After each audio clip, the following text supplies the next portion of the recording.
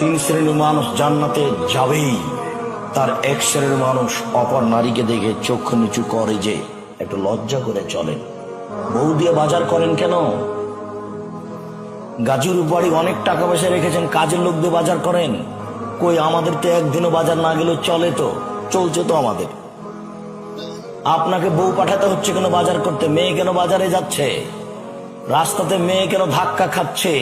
আপনার স্ত্রী সাজগোজ করে আইলা মাইলা আসকারা মাস্কারা চোখে মুখে লাগিয়ে রিক্সাতে উঠে বাজারে যাচ্ছে, আরে রিক্সা ভোগ করছে। আপনার বউকে টাকা দিয়েছেন আপনি, মোহর দিয়েছেন আপনি, আপনাকে খারাপ লাগে না? ছি ছি ছি ছি ছি ছি ছি ছি। আস্তাগফিরুল্লাহ। আমাদের বইয়ের গায়ের যদি একটু আর একজনের খালি গায়ের একটু আঁচড় লেগে যায় তাহলে অজ্ঞান হয়ে যায়। ইন্না লিল্লাহি ওয়া ইন্না ইলাইহি, কি হয়ে গেল যায়? একটা পুরুষ মনে করেন না, নিজেকে পুরুষ মনে করেন না? আপনার বউ আছে একটা আর একজনের সামনে ঘুরে, কি করে খারাপ লাগে না? উপস্থিত বৈঠকের মুসলিম বোন, আপনি একটু লজ্জা করেন? আপনার একটু শরম হয় না কেন? দেবরের সামনে ওভাবে কথা বলেন না, হ্যাঁ করে হ্যাঁ কথা বলছেন। দেবরের মোটর সাইকেলে এসেছেন কেন? শরম হয় না আপনার? আপনি নিজেকে মুসলমান মনে করেন না?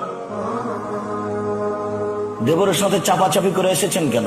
নিজেকে খারাপ লাগে না? নিজেকে মুসলমান মনে করেন না? একটু লজ্জাবোধ করেন, একটু হায়াবোধ করেন না? হায়ার দাম আছে। হায়া যেখানে ইমান সেখানে, যেখানে হায়া নেই সেখানে ইমান নেই। এইভাবে মোহাম্মদ সাল্লাল্লাহু আলাইহি ওয়াসাল্লাম বলছেন, লজ্জার ইমান একসাথে লেগে আছে। এই যে রফে আহাদম রফেল আখারো, একটা উঠে গেলে আর একটা চলে যাবে। এটা আমি অনুবাদক 1450 বছর পূর্বে মোহাম্মদ সাল্লাল্লাহু আলাইহি ওয়াসাল্লাম এই কথাই বলেছেন। সম্মানিত দিনী ভাই বোন, একটু দেখেন রাসূল সাল্লাল্লাহু আলাইহি ওয়াসাল্লাম বলেন, লাইসা শাইউন আহাব্বা ইলাল্লাহি মিন কাতরাতাইন ওয়া সারাইন। দুইটি বিন্দু ফোঁটা আল্লাহর কাছে যত প্রিয়, পৃথিবীর কোনো কিছু আল্লাহর কাছে তত প্রিয় নয়। দুটি চিহ্ন দাগ আল্লাহর কাছে যত প্রিয়, পৃথিবীর কোনো কিছু আল্লাহর কাছে তত প্রিয় নয়। এক কাতরাতু দামিন মিন খাশিয়াতিল্লাহ, আল্লাহর ভয়ে এক ফোঁটা চোখের পানি। আল্লাহর ভয়ে এক ফোঁটা চোখের পানি আল্লাহর কাছে যত প্রিয়, কোটি টাকা দান করা কাজটি আল্লাহর কাছে তত প্রিয় নয়। এক ফোঁটা চোখের পানি আল্লাহর কাছে যত প্রিয়, 4 লক্ষ টাকা খরচ করে হজ করা কাজটি আল্লাহর কাছে তত প্রিয় নয়, যদিও হজ খরচ। 2 এক ফোঁটা গায়ের রক্ত আল্লাহর রাস্তায়।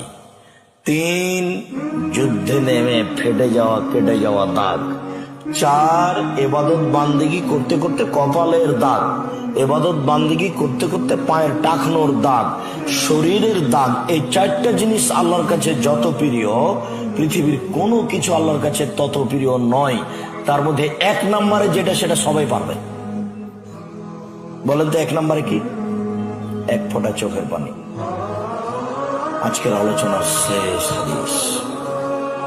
আবু হুরায়রা রাদিয়াল্লাহু তাআলা আনহু বলেন, এই বাচ্চা, কিন্তু আমাদের ছেলেরা কি পাহারা দেয় না নাকি? যারা তোমরা দায়িত্ব পালন করছো তারা কি করছো? তার মানে ওখানে বাচ্চা দৌড়াদৌড়ি করছে, সেটা আমি ঠেকাবো? তো তোমরা গ্রামের ছেলে কি করছো?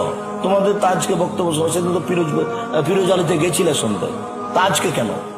আজকে আমাদের সহযোগিতা করো। একটা বাচ্চা বা কোনো মহিলা বা কোনো পুরুষ 2 জন দাঁড়িয়ে কথা বললে তুমি অযোগ্য, তোমরা দায়িত্ব পালন করতে পারবে না। কথা বলবে কেন? আমি ওর কথা শুনতে এসেছি? একটু পরে বলুক কথা। এখন চা খাবে কেন? আমি তার চা খাওয়া দেখতে এসেছি। কেন এখন চা খাবে? একটু শরম করে না? একটু ইতস্তবোধ করে না যে আব্দুর রাজ্জাক সাহেব কথা বলছেন, ওখানে গিয়ে একটু বসে থাকি? এখনই কথা শেষ হতে যে যান, কত চা খাবেন, সারা রাত খান। শরম হয় না কেন? একটু বিবেচনা হয় না কেন? একটু হিসাব হয় না কেন? একটু বিবেচনা হারিয়ে দিয়েছেন।